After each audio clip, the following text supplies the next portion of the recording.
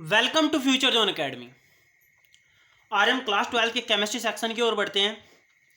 और जैसा कि आप थंबनेल में देख रहे हैं, केमिस्ट्री के हम इस सेक्शन में आपके 2 या 4 नंबर के अच्छे अच्छे क्वेश्चनों को आपको अच्छे से बताएंगे। और साथ ही आपका पृष्ठ रसायन जो चैप्टर चल रहा है वो आगे बढ़ जाएगा।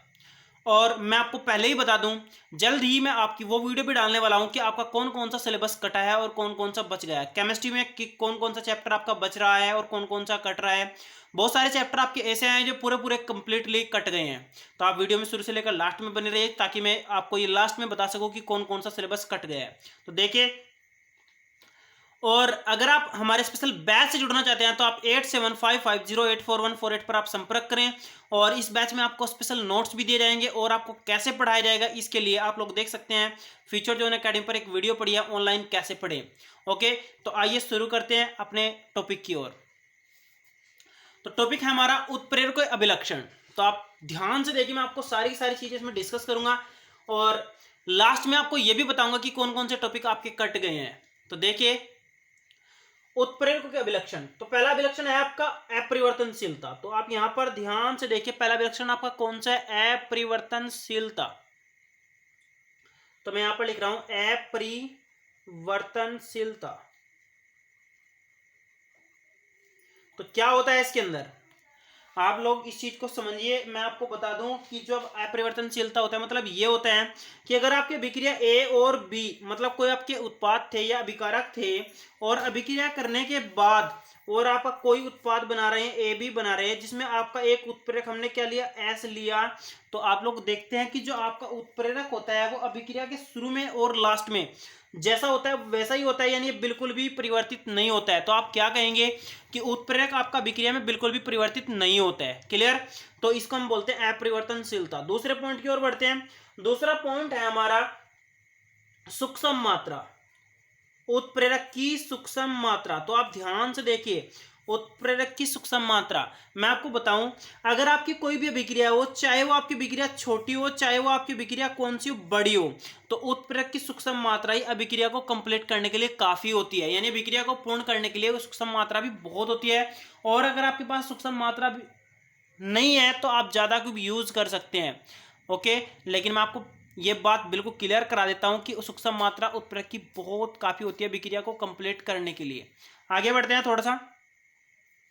तीसरा टॉपिक है आपका, तीसरा पॉइंट जो है आपका वो है उत्प्रेरक आपका कोई भी अभिक्रिया प्रारंभ नहीं करता है। आप लोग ये भी याद रखना, उत्प्रेरक आपकी अभिक्रिया प्रारंभ नहीं कर सकता है। वो सिर्फ अभिक्रिया के वेग को बढ़ा सकता है या फिर क्या कर सकता है? घटा सकता है, बिल्कुल भी और कुछ नहीं कर सकता है।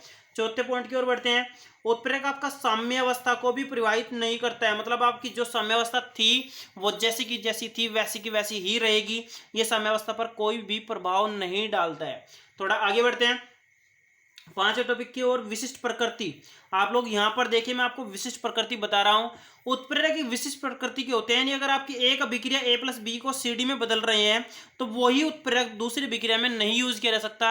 अर्थात एक अभिक्रिया के लिए केवल एक ही उत्प्रेरक कार्य कर सकता है। ओके, हम एक उत्प्रेरक को सारी अभिक्रियाओं में नहीं लगा सकते। थोड़ा आगे बढ़ते हैं उत्प्रेरक विष की ओर। यह आपका 2 नंबर का बार बार क्वेश्चन आया है और आप इसको अच्छे से याद कर लीजिएगा।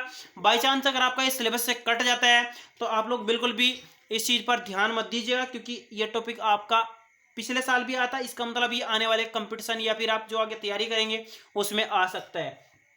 तो क्या होता है उत्प्रेरक विष?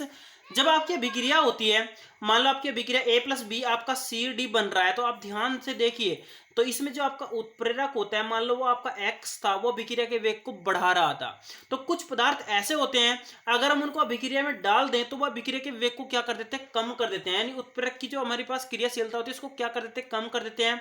और कभी कभी क्या करते हैं? अभिक्रियाशीलता को खत्म करके अभिक्रिया को रोक देते हैं। उन्हें हम क्या बोलते हैं? उत्प्रेरक विष बोलते हैं।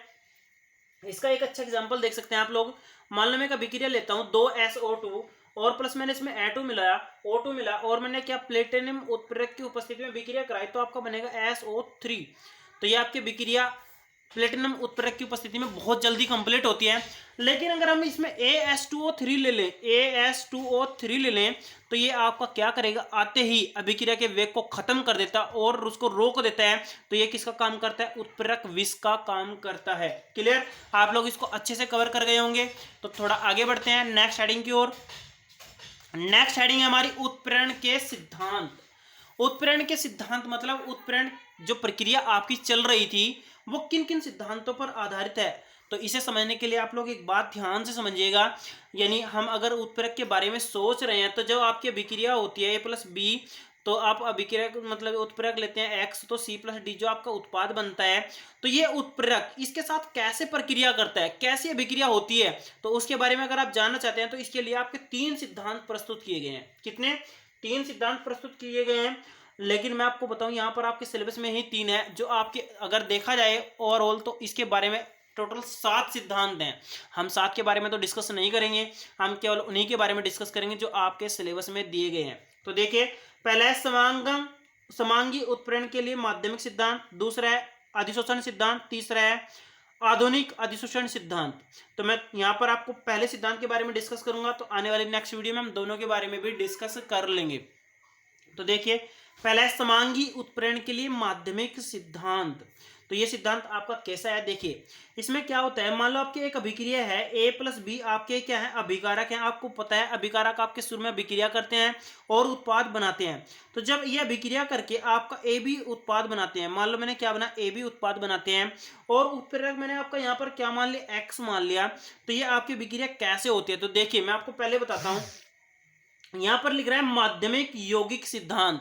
तो सबसे पहले आपका माध्यमिक यौगिक बनेगा, उसके बाद आपका क्या बनेगा, फिर आपका माध्यमिक यौगिक के बाद उत्पाद बनेगा। तो देखिए अभिक्रिया पहले आपकी क्या होगी, जो आपका उत्प्रेरक होता है वो पहले X, जो उत्प्रेरक होता है वो पहले आपका पहले अभिकारक के साथ अभिक्रिया करके एक माध्यमिक यौगिक तैयार कर लेता है। क्या बना लेता है, माध्यमिक यौगिक तैयार कर लेता है। और ये आपकी जो मतलब अभिक्रिया की जो गति होती है वो मंद गति होती है। कैसी गति होती है, मंद गति होती है। ये आपका माध्यमिक यौगिक बनकर तैयार हो गया है।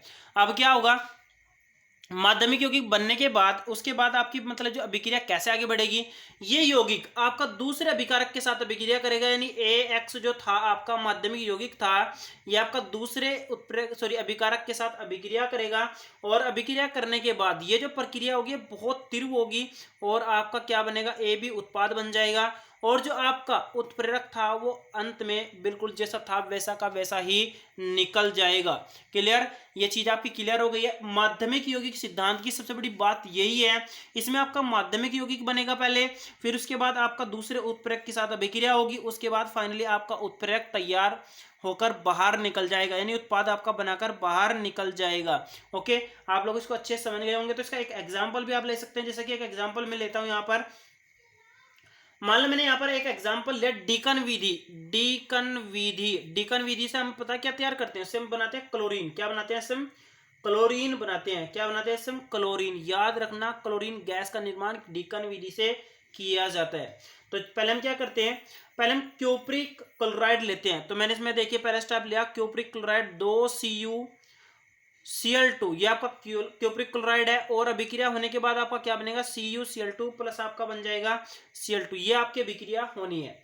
अब आपने क्या किया, इसमें एक उत्प्रेरक ले लिया ऑक्सीजन, या फिर आप यूँ कहो कि ये आपका उत्प्रेरक का कार्य कर रहा है। तो जब ये उत्प्रेरक पहले क्या करेगा, अब इस मतलब आपका अभिकारक के साथ यानी Cl2 के साथ अभिक्रिया कर कर माध्यमिक यौगिक बनाएगा, फिर फाइनली लास्ट में आपका क्लोरीन गैस को बाहर निकाल देगा। ओके, तो आज की वीडियो में सिर्फ इतना ही। अगर आपको वीडियो अच्छी लगती है तो आप वीडियो को लाइक करें और हमारे चैनल को ज्यादा से ज्यादा सब्सक्राइब करें।